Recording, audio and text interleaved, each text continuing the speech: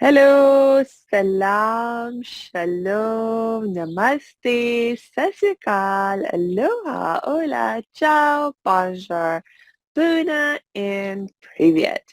It's really, really good to be with you again, and I know you'll be so happy you've joined us today because we have a very awesome guest with us, and it's Cheryl Chapman. Cheryl is a life purpose mentor and international speaker mentor. I'm so excited to have you with us, Cheryl. Welcome. I feel like I need to add one of your hellos because here in the north of England we say "Hey up." Ah, that's so fun. You probably don't need to say that too often, but thank you so much, and thank you for inviting me here to share some wisdom. When you get to my age, which is 60 next year, you've lived a lot. What can I say? So you've definitely got some ideas. So Ah, yeah, I am a life purpose mentor. I help women and men, but generally my audience are women, when they get to that midlife crisis, as people call it, to turn it into a midlife opportunity, to stop asking why me and start saying why not me. And on the ah. back of that, what happens is that when people find their purpose, they then start saying to me, "Oh, hang on a minute, Cheryl, you do a lot of speaking, don't you, from stage and on video and on interviews like this. Can you help me to share my wisdom now?" And that's Mm. why I have those two titles. Sometimes people think they're a little bit of an odd couple, but actually they flow really, really well. Indeed, indeed. I must say that when I got a sense of my purpose and my life vision in place, um, and I looked at, okay, what role do I want to play? How do I actually want to make this vision come alive in terms of my role, my actions? Because it's beyond, oftentimes, um, and now I'm going to, I won't sidetrack. The point was that I realized that I need to be the voice of my own cause. It's like I have a mission, I have a cause. I want to spread um, positivity, but also I want to, share with people about how they can take control of their wellness and their happiness and, all of that kind of good stuff. And the thing is that I need to be the voice of the message that I want to put out there. You can't just depend on other people. It's like, yes, there are other people who are saying similar things, other people that I'm learning from that I admire and I love when they speak, but there are people who need to hear from me. They will not be, sometimes, you can have 10 people say the same thing, but it doesn't make the same impact on you. And sometimes you need to hear it from a particular person in their voice for that message to really hit you. So um, a lot of us who are, doing our purpose work, we need to learn how to be the voice of our own messages. So it makes total sense to me what you're doing. Yeah. Well, we have three parts really, which is wisdom. So share your wisdom. Yeah. It's of course increase your wealth because wealth, can be, money in the hand, but obviously wealth can also be that feeling of just feeling like you're living your purpose and sharing it. And then of course it is leaving a legacy because, we're not here for a long time really, in the scheme of Mhm. things, even if we manage to reach, 100 years old, that's not really a lot of time, is it?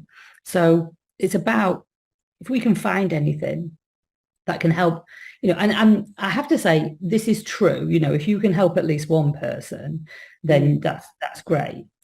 I think that's limiting, let's just not go out and hope we meet one person today.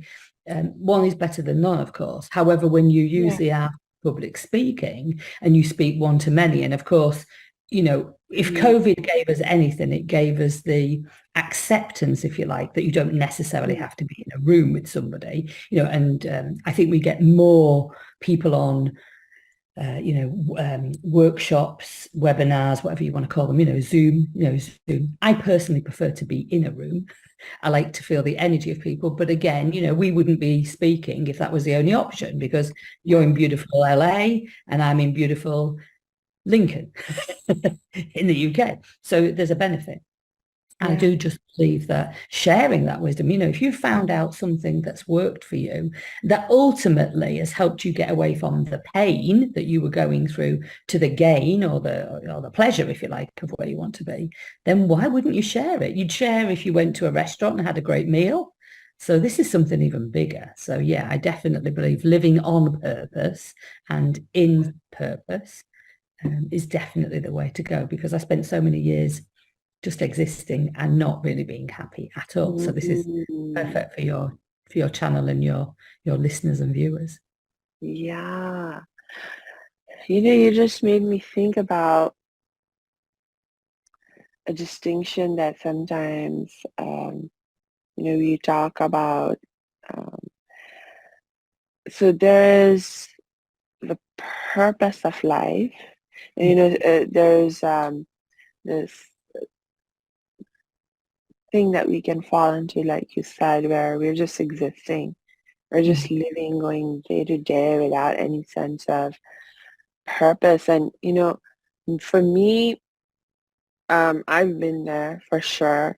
And I, I, I don't know if this is very normal, but I know for me, I kept questioning. I was like, what's even the point of life?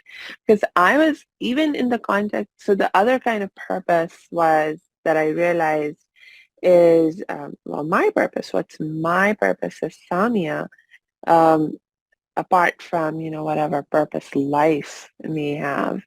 But, for a long time, I was like, questioning, like, what's the point of life even? Because it seemed to me like people just make up things to keep themselves busy, and it's basically just an excuse to be doing something, because it seems like we can't just not do anything. I tried not doing anything for a while because I was like, I don't see the point of doing all these other things that people want me to do, and so I tried doing nothing. But there's something about our psychology that, for a while I'll be like, yeah, I like doing nothing, but then after a while it's like, no, no, I just can't take it, I need something to do. Hey, thanks for tuning into this episode. Hope you're getting value out of it. For your information, this episode has been sponsored by the Happiness 101 program. Are you a change maker, coach, trainer, or healer? Are chains of fear holding you back from making the impact and income you desire? Using a unique combination of positive psychology and the spiritual wisdom of our most effective change makers, the Happiness 101 program helps you break through your limiting beliefs and manifest the abundance and success you desire with fun and ease. Interested? Book a free Happiness 101 exploration call with me, your happiness expert, Samia Bano. Just use my online calendar link in the show notes. Now, back to the show. Yeah, I genuinely believe this is why I believe that a lot of the clients that come to me are kind of at that, 40, 45 years of age. Because I think that before, I don't think actually, I know, before you reach that age, most of your life is in service to others. So when I say to somebody, what is your purpose? Or in my case, I wrote a book called Find Your Why, rather than, how to become even more freaking awesome, not swearing, but being close to it. And it was like finding your why, why are you here? Many people would say, oh, my purpose is my children, or my purpose is my job. And actually that's true. Your children and your grandchildren are definitely your responsibility, but they're not the reason why you get out of bed when they're like 27 and 28, maybe when they're children, yes, of course, that's your role in life. So I reckon that when someone gets to like 40, 45, the children are starting to have their own lives or may have even left home.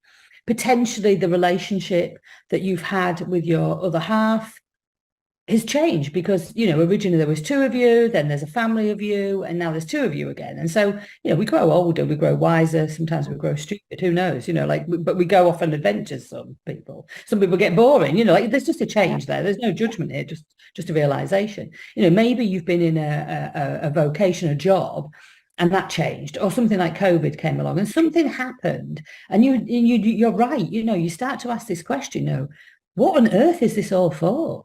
Yeah. And there's so much worry and in the world. I mean, my husband right now is in Israel. He's been working there as a contractor. And, it's tough because I can see him and I can see, that he's kind of smiling, yeah, everything's okay. It's, obviously I can hear the bombs and things like that.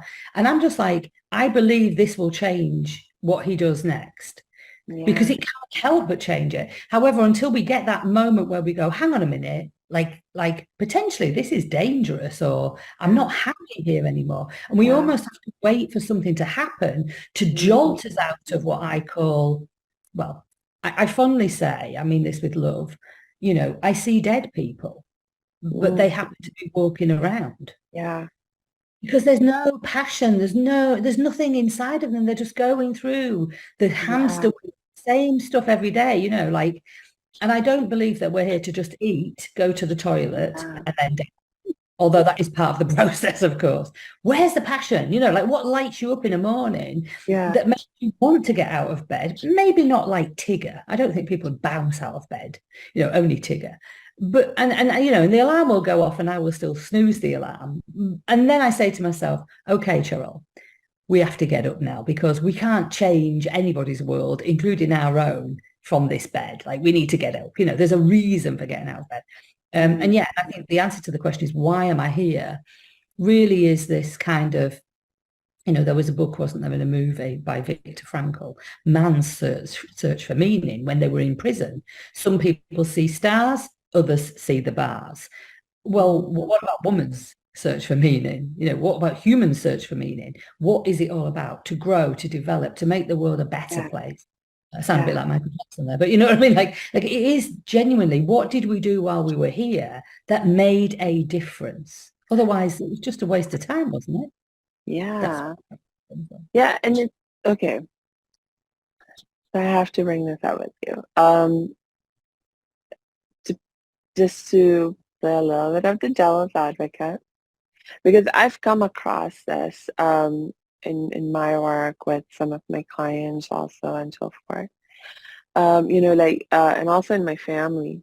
And actually, probably it's like for me, okay, so one of the realities that I've always lived around in my family is people with disabilities, varying levels. I actually I don't think I've ever lived without being around people who have some level of disability in their physical body. Even now, my brother that I live with, I'm one of his primary caregivers. He's been wheelchair bound for, oh my gosh, now 26 years or so. And, beyond that, I've, my grandparents, my aunts, several uncles, even I know some, extended family circles. And then, uh, and when you have this consciousness, you to have this awareness and sensitivity towards people with disabilities, you sort of like, you know, um, I don't know, like you I guess attract things in your life where, you're paying attention to. And so uh, I'm very aware of people with various kinds of disabilities living all around us. And, I'm aware of things like when there are steps and there's no slope or no elevator to get into a place, things like that, just because it's not a personal hindrance for me, but there's so many loved ones that I have who are impacted by this. Anyway, one aspect of being around so many people with various levels of disability is, for example, someone who is a more severely affected in terms of their physical body, like my brother. His condition is progressive. My uncle had a similar condition, so it runs in our family actually, where their muscles get weaker and weaker with time, and so their capacity to move, to help themselves, to it keeps reducing over time, and so they're able to do in some ways less and less. Like now, uh, my uncle who had the same condition as my brother, um, obviously much more progressed in the condition. He just passed away some months ago, and he was at a point in the condition where he could no longer feed himself. He had someone had to be there with him 24/7 to help him change, to help him eat, to help him drink, to help him go to the bathroom. And you start to see people in those situations, and like as family, as people who love them, we're like doing everything that we can to help them, support them, take care of them. And like I find huge meaning in helping my brother or helping my uncle or helping my grandparents, because I feel like I'm doing something useful and being in service. But I've heard them express very different emotions where they're feeling helpless, they're feeling useless. They're like, what is the point of my life anymore when I used to be able to do this, and this, and help so many people and serve so many people, and now I cannot. I'm just existing, in this context of my physical body is not um, uh, um, working anymore. And it won't do what I wanted to do, what I needed to do, etc. And so uh, it's like, what's the point of life then? It just gives you a very different perspective on the question. And so, um, it just also really makes me again think about even the things that I'm doing, what's the point of them really? Yeah. Well, firstly, sorry for the loss of your uncle, and to care for somebody who has a physical or mental disability is like I don't feel that I would be able to do that in extreme cases. It's not who I am. I'm not able to do that. So to be able to do that and care for somebody else, for yourself as well, that's a real great skill. And compassion. My mother-in-law has dementia. She's 91 this year. And I'm starting to see her deteriorate. We do joke a little bit. So she'll say to me, oh, we do love each other, don't we? And I said, of course we do. And she'll say, we always have done, haven't we? And I said, well, not always. But this is the benefit, I said, of you not remembering everything, because you can't remember the arguments that we might have, like we just try to bring light to it. I believe there's a couple of things here. Obviously, I don't have all the answers, and I don't profess to have all the answers. People like Stephen Hawkins, who couldn't speak, who went through that awful, disease that took him.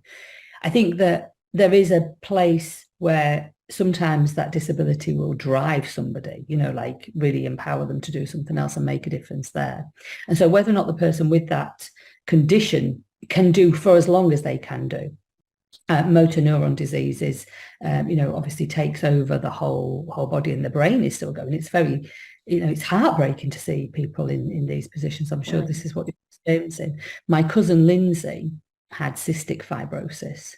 So she was born with a lung disorder. And from the age of probably her awareness of around about 7 or 8 that she wouldn't live, whether or not she knew what that really meant, a long life, but certainly from being a teenager, it drove her to live the most that she possibly could. She died when she was 27.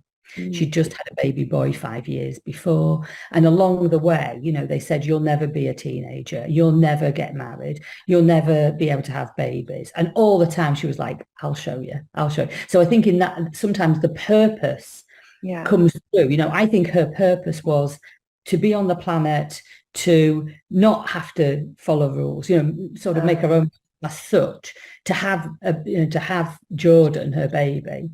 And also she left a legacy, because I talk about her on stage. So she taught me that, like, not a sniff, she would say, not a sniff. No, I'm not worried about that. And she actually said to me, and this is where I think we can get to this truth of, just because somebody isn't physically able or even mentally able, towards the end of their life, it is a signal for us to get on with our lives. So one of their purposes may be that they may, if you, whatever, kind of religious thoughts you have about life, if we choose the religion that we go, I chose to come here to learn, to grow, to expand. Maybe they chose to come and show us, people who are not as disabled, because I think we're probably all disabled in some way, like whether or not we have fear or judgment or whatever. I think that they came to show us that life's for living. And if they can't, then, yes, we can help them to have as much of a great life as they possibly can. But my cousin actually said, I wonder if everybody knew when they were going to die, if it would make a difference to how they lived their life. Because every day she lived as if it was her last day, because it could have been. But that's true for any of us.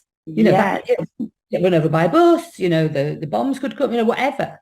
And yet I think as humans, even though we know that we're not going to exist forever, we do forget. We waste time, watching things on the TV that just switch the brain off, that may put you in fear, and all the rest of it. And that's why I think they're here to help us to get a lesson. And maybe, this time around, the son was their choice to experience the ability to have help, maybe before they were the helper. So I do believe everything has a purpose. Yes. That's definitely one of the, when you have a disability, like especially on the more severe side, I think I saw this very clearly with one of my grandmothers who developed Alzheimer's. She passed away also actually just 2 years ago during the era of COVID. And she was always, like very active and lively, and she loved socializing. And so when she got Alzheimer's and she started to lose her memory, and it was tough for her, but it was like, I don't know,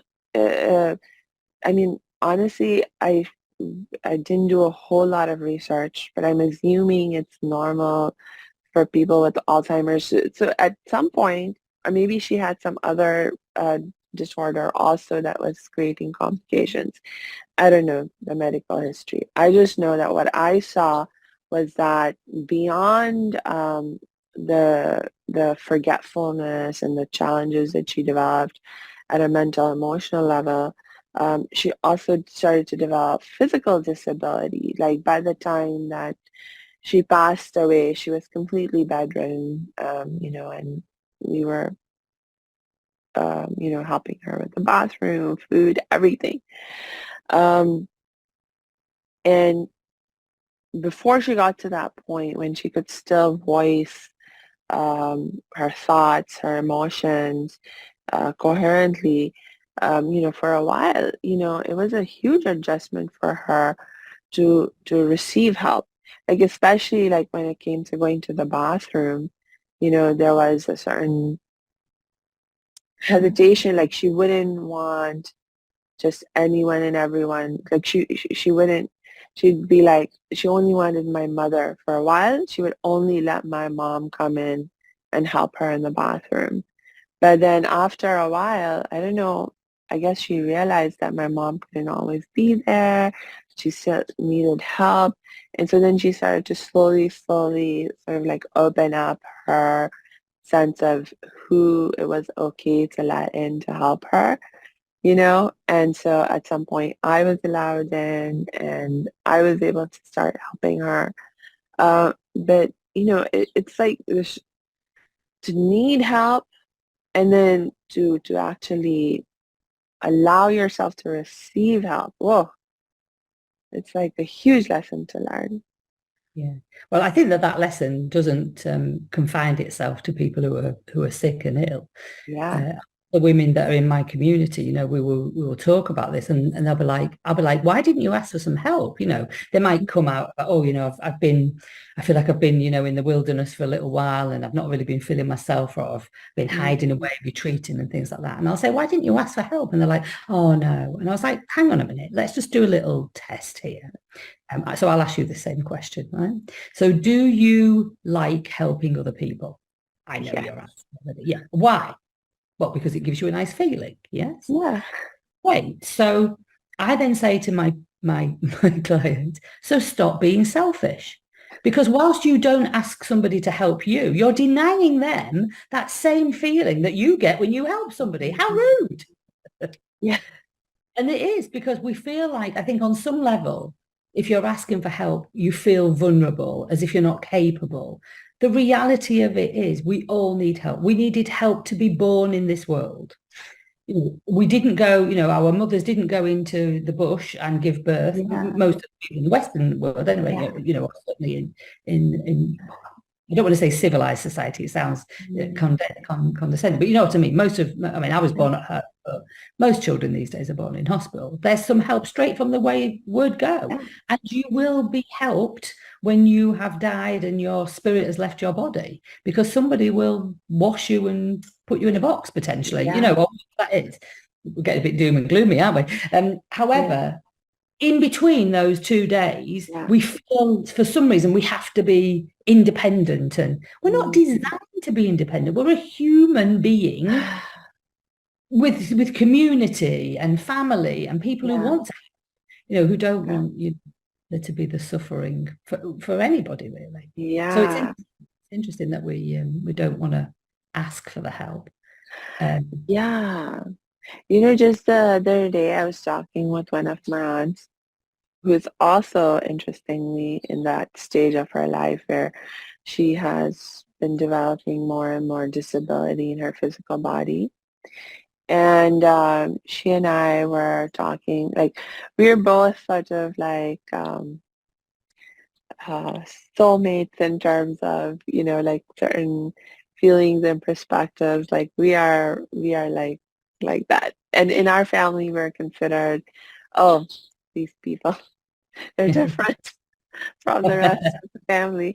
In any case, so both my aunt and I, we have been learning about and practicing various forms of energy healing and spiritual healing. And she has her own teachers that she loves and works with. I have my own teachers and mentors that I love and work with. And every so often we compare notes Yes, yeah, good, about yeah. what we are learning. And in any case, one of the things that she was attempting to practice, and she was like, it just doesn't work for me. It just doesn't work for me. And that is the idea that, you know, in India, she lives in India.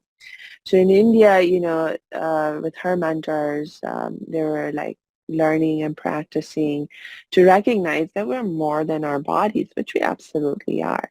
And some people use this realization to actually help them deal with pain in the physical body, where, you know, they can actually through meditation and through focusing on the non-physical aspects of their beingness, they can take their focus off their body and therefore their focus off the pain that they're experiencing in their physical body.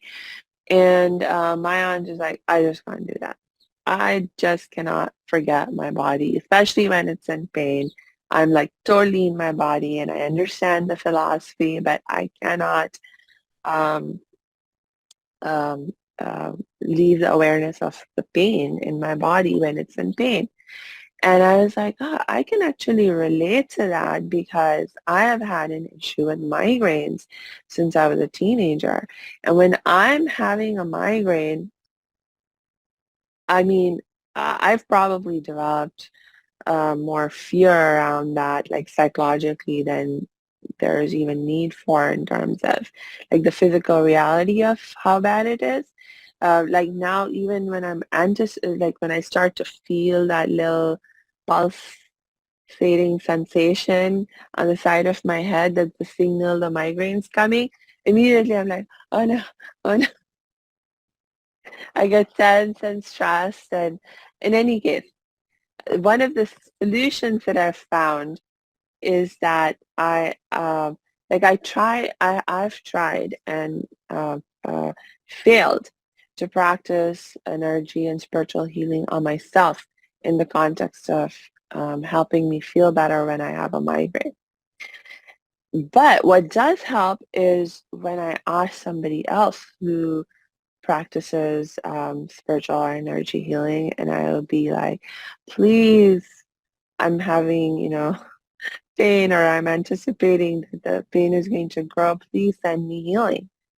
And just asking for the help. I mean, I've done this experiment so many times. If I don't ask for the help, it's suffering.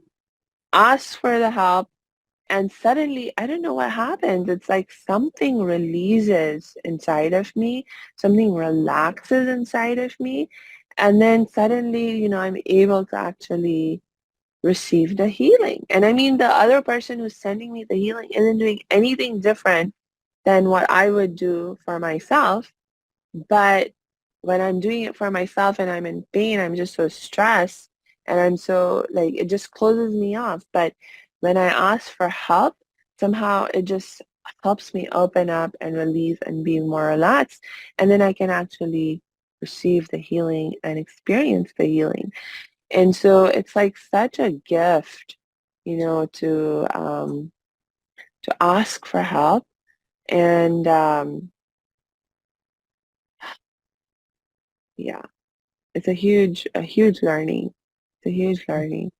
It's interesting, really, because I mean, don't get me wrong. If you've just had a hand severed, or you've lost your leg in an accident, I'm not talking about that kind of pain. But with this kind of where we can use energy work. I've just recently been training with a guy called Jerry Sargent, and it's very, very woo-woo. That's what I would say. But, I'm open to finding out about things. Louise Hay, if you may have heard of Louise Hay, Yes. and both of these people, and also I've been working with some other mentors recently. Yeah. There's a saying that I say, because I get a lot of coaches, trainers, people who are already speaking come to me for mentoring. And I say, look, you could be the greatest appendix surgeon in the world. But if you've got to take your own appendix out, it's messy, it's painful, right? So to ask for help, again, it goes back to this asking. Yeah. But Louise Hay around migraines, for example, this could be you. It's when the body is out of alignment with the thought process. So the body, the belief behind it, and I do tend to go towards this belief, is that the body will be saying, hello, there's something wrong here. And we don't realize, we go, oh, we've got a headache, we've got a migraine. Yeah. But migraines generally, according to Louise Hay, are when you're trying to be perfect or you're under massive pressure. So let's just go with the second one. So you've got a migraine, you're under massive pressure. Maybe it is you're trying to be perfect about a podcast or a book or a session with a client.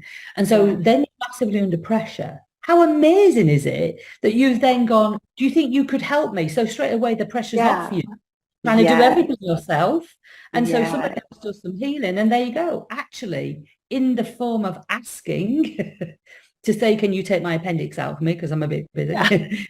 Or my migraine appendix, if you like. Yeah. Then is half of the, you resolved half of it yourself anyway by taking that pressure. And I do say that this comes up quite a lot of times. A lot of the times when we're teaching, sharing wisdom, we're saying things that we need to hear ourselves. We just forgot that we've come out of alignment on it. And so it might be a bit itchy and scratchy is what I say, where it doesn't quite feel quite right. And I tend to ask my group, I may be sharing some wisdom, but I tend to say, has anybody else felt this recently? Because I'll only talk about what's going on in my life anyway, most of the time. With my group. And in that, I did this, it's Tuesday today here. So yesterday was Monday, and I have an 8 a.m. live every Monday where I'm, sharing wisdom, etc. And I just said yesterday, is anybody else feeling like, and once I'd spoken it out, she realized how insignificant the thought was. But the feeling that had been created by that thought was like this kind of this, I need to talk about this to get this off my chest or to share it. And I felt amazing. Thank you to the ladies in the community. Now, in theory, I am supposed to be the leader of this group. However, they help me just as much as I help them. I'm nobody special. I created a system, called the Find Your Why Formula, and that helps people find their why and find their alignment and, and live their life to the full. Just as I created a system to help people to be able to speak on, camera or in live. The system's amazing. I'm just a human like everybody else. Do you know what I mean? So yeah, helping and asking for help. Two sides. It's great to help somebody else, and yet most people won't ask for help. It's true. And in some ways, like when we think about the purpose of our life or what can give our lives meaning, it really doesn't just come down to our relationships. And in that context, asking for help is a constant, like because no relationship can be just give. Any healthy relationship would always be give and take, give and receive. So, it's like, one of my other teachers, Marissa Peer, she does a little exercise where she says, okay, so I want you to just breathe in, breathe in, breathe in, breathe in. So you and then she says, okay, breathe out. And then it's like, so just breathe out, breathe out, breathe out. And then obviously the same thing happens. And she said, this is what life is about. You've got to give and you've got to take, just as you've said, Samia. It's like you've got to give breath, you've got to take breath. You've got to give, you've got to take. As long as it's in equal measures, then you're pretty sorted. We tend to just want to either give ourselves, and make ourselves. I don't really want to use the word victim, but it can be, because if giving becomes a chore or giving becomes out of balance, then sometimes we feel like people are, taking advantage. The reality of it is it's an inside job. Like only you can feel the way you feel. Only you can decide what you want. And I do have a little thought that is, if everybody was just selfish, we'd probably be all right, because everybody would be looking after each other, as in themselves. And we'd all be good. This idea of being selfish, it's so like if I could go back to speaking from that more spiritual perspective for a moment, one of the core spiritual realities that pretty much every spiritual tradition that I have studied and that I know of recognizes that the core spiritual reality is a oneness, that we're all one. And so when you think of from that perspective, it's like the whole idea of selfishness, it's sort of like, if you're all one, then really you can't really be selfish. And the thing is, here's my truth now. Really, if you're blaming somebody else for something that's happening, you are in a victim mode of behavior. That behavior can change. When you change the way you look at things, the things you look at change. That amazing Wayne Dyer quote. And it's true, because then if you start to, if you don't feel of yourself as like, lacking, being less than somebody else, whatever that might be, and just being, having a human energy, an energy having a human experience, then there's no competition, there's no war, there's no wrong, there's no right. It just is. Then the place would be an amazing place. And so it's self-awareness, self-care. When I talk about finding your why, it is two things. So one is the reason for you being on the planet, and I believe that there are 5 types of person. And when you know what type of person you are, like for me, that really opened my eyes. I stopped being asleep and I became awake to the fact that I'm here to guide. I'm not necessarily here to do. I'm not here to dig holes, or build buildings, but I'm here to guide other people to an awareness.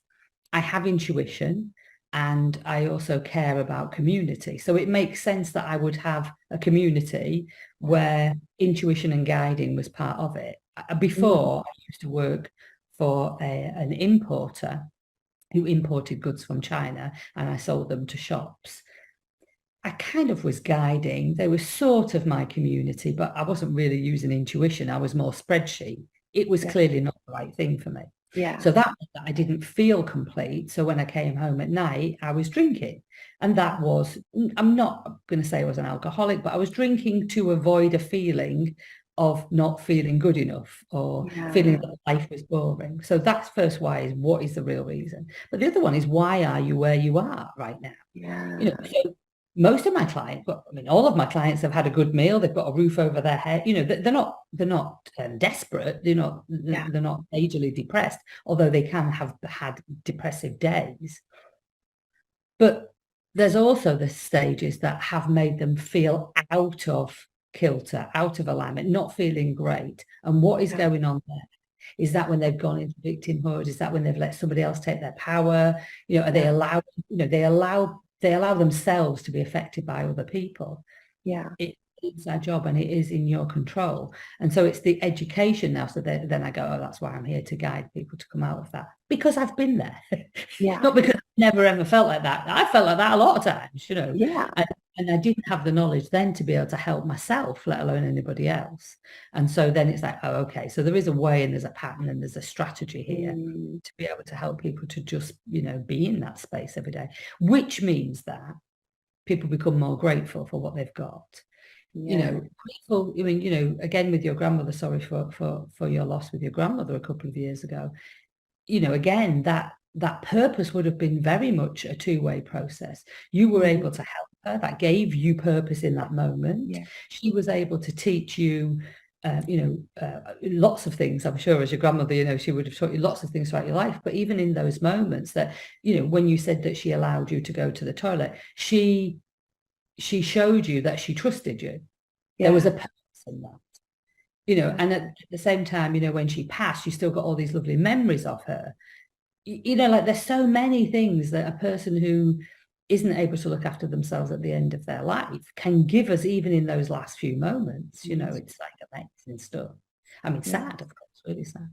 And and so again, I just go back to my cousin Lindsay. I speak about her on stage, and it helps me to talk about the dash. The difference between the day you're born and the day you leave is your life. But on the gravestones that we have over here, that's represented by one small dash. Born November 29, 1964. I'll just give you my date of birth away.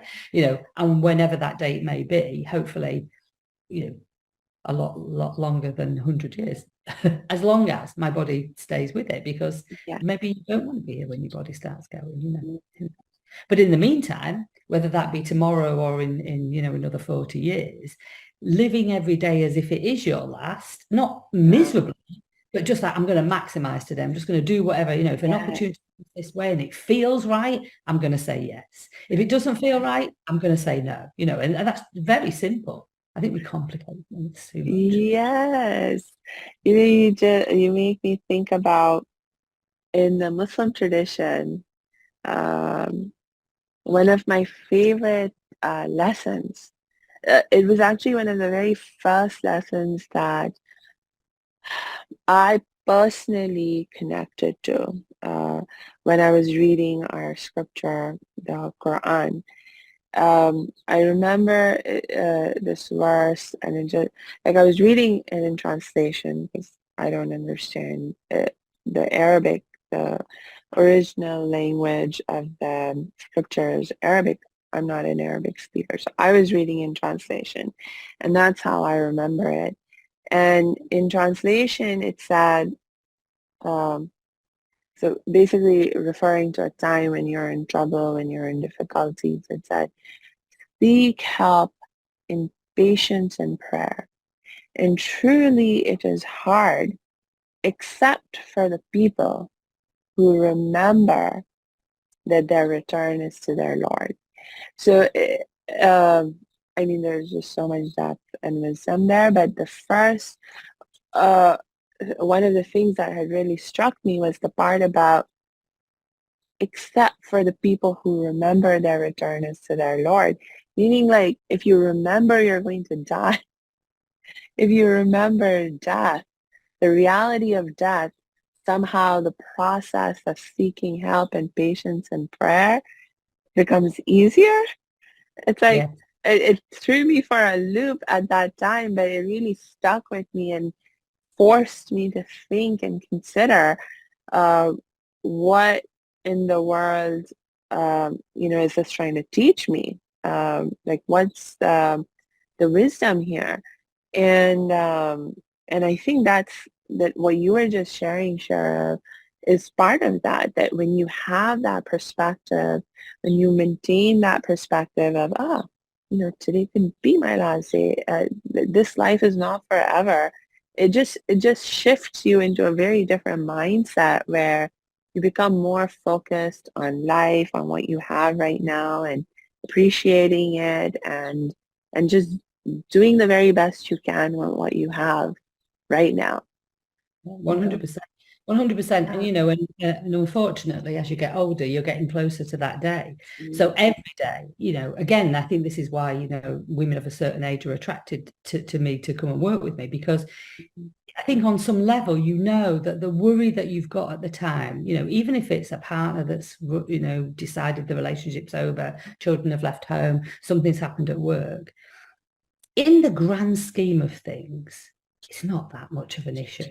But you allow it to feel like rejection, judgment, particularly when it comes to the speaking on stage. A lot of my clients are like, oh, I don't know if I can do this. What are people going to say? What if I make a fool of myself? What if I forget the word? There's all these what if, which are always.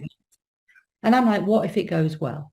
Yeah. And it kind of floors them because they're like, oh, I haven't thought about that. But what if it's the best thing you've ever done? What if the feeling that you get is amazing? What if there is 1 or 2 or 20 or 30 people in the audience that needed to hear what you had to say today? So let's go to that space instead of the other. And again, it sounds like all I do is live my life talking about death. However, what's the worst thing that can happen? Like you could die. Guess what? It's coming. I have a phrase in my kitchen downstairs, and it says, "Stop taking life too seriously. Nobody gets out alive." And so it is about that. And and you're right. If it's the remembering that you're going to go back to where you came from originally, it's just been a ride. It's just been a journey where would you want to go to like Disneyland and just tootle around on the swans when you're an adult, or do you want to go on the big roller coaster? I mean, because that's life, and that is what we say. It's not really the outcomes, but it's the journey, isn't it, of any. And my life has changed massively in the last 10 years. I mean, I've been alcohol free for 8 years. I don't know how I had the time to not be thinking, because it just completely, and I know obviously with the Quran, there's no alcohol, anything that takes you out of who you really are, because it's almost like there's depending on what's going on in your life, maybe sometimes you just try to forget who you are. No, remember, Lion King, there's a great line in there, isn't it, where it's like, remember who you are. And I think when we come to a certain place in our life where we start saying, why am I here? Even those questions are like, why am I here? It's exploratory, it's exciting, it's curiosity. There must be more to life than just this. Yeah, because you're going to make it when you start thinking like that. You're going to start doing, your whole thing is make change fun and easy, because you have a choice. and this comes from, I'm very blessed. I live in a beautiful home. I got a nice little car that I drive around with. I spend time with the people that I love. I still have off days, and I've had many bad days in the past. Many bad days in the past. But I don't live in the past. Even when I was in that moment, I was too busy surviving to feel sorry for myself. And so along the way, I think through gratitude and just moving forward and trying to put one step in front of the other and just trying to help somebody else and trying to help myself, because don't get me wrong, when you help somebody else, you feel good. So it's an inside job again. I'm not Mother Teresa. I am actually getting something out of this. I get a great feeling. All of these tiny, tiny, tiny, tiny steps every day has led me to be in this place now where I feel blessed, and I still will carry on doing what I'm doing, because if I don't, I'll start going backwards. And why would I do that? Because tomorrow might be my last day. So let's keep forward, and I go to bed tonight with the grace of, God. I'll wake up in the morning and we'll do it all again. And my community is called the Find Your Why Women. I've got Wise Women. But the lounge, which is on Facebook, is called Live, Love, Laugh Lounge. Because Lindsay, my cousin, when she was 27, said, I want you to help my son to live, love, and laugh every day. So, you'll find those sayings probably behind me somewhere. There you go. Yeah, I do. You'll find them all over my house, because yes, we're here to live, we're here to love, we're here to laugh. It doesn't say war, hatred, and victim. You don't see many positive sayings around that. And we ourselves can only ever make our world that way. And then if you do the same as you are with your making change fun and easy, and I'm doing the same with the live, love, laugh, and there are other people like us out there doing that, then, let's not get too big, but, that makes the world a better place. It does. Yeah. And that's the easy bit. It's fun and it's easy. Yeah. And times will be hard sometimes. Well, you can make it easy again, because you but switching how you think will change how you feel. And if you switch how you think and change how you feel, then whatever action you take will be a different action from, being miserable, feeling not so good, doing nothing. Inaction is as bad as doing the wrong thing, really. But think positive. And I don't mean everything in life can be changed by thinking positive. We started talking about your family with their disabilities and things. And I don't want to be superficial and disrespectful of that. And at the same time, again, we can all focus on what's wrong, or we can focus on what's beautiful about these people. Nick Vujicic, is a very well-known motivational speaker, and he was born with no limbs. And he's married, he's got a beautiful wife, he's got great kids, he goes around and helps kids in schools. No limbs, no limits. There's a way to reframe things and I think in most situations. That's I agree with you. I agree with you. And Cheryl, I've been having so much fun talking with you. I can keep going, but I think we better wrap up for today. Thank you so much again for sharing all your wisdom, and I just love the energy that you have, and the live, love, laugh. Ooh, I could talk with you for another hour just about those three things. Oh my gosh, and well, if I may, I'll give credit to my cousin Lindsay for those words. Indeed. She didn't create it, but she definitely left them as her legacy. And of course, we're about wisdom, wealth, and legacy, so that comes from Lindsay. So she's still making an impact, even though it's nearly 25 years since she died now. So, thank you so much for your time. Thank you, Cheryl. Do you have any last things you would like to share with our audience? Maybe if you have any thing you want to say about how they can best get in touch with you, or anything else? Yeah, sure. I would just say the first thing that I always say to my ladies and my gents, because I do have gentlemen clients as well, is to remember to live, love, and laugh every day. And you are wise beyond your thoughts, because of course it's all an emotion, really. So make sure that you feel things in life. If it feels good, do more of it. If it feels bad, maybe not do that for much longer. If you'd like to get in contact with me, I am on Instagram, so Dr. Cheryl Chapman 29. I'm also on Facebook and LinkedIn as well. And yeah, look forward to connecting and finding out. Tell me what your why is. Tell me who you are, what you're here to do. I do have a way of telling you what type of person you are. And so if you connect with me, and then I can tell you which type of person you are out of those 5 people, that would be great. Thank you so much. Awesome.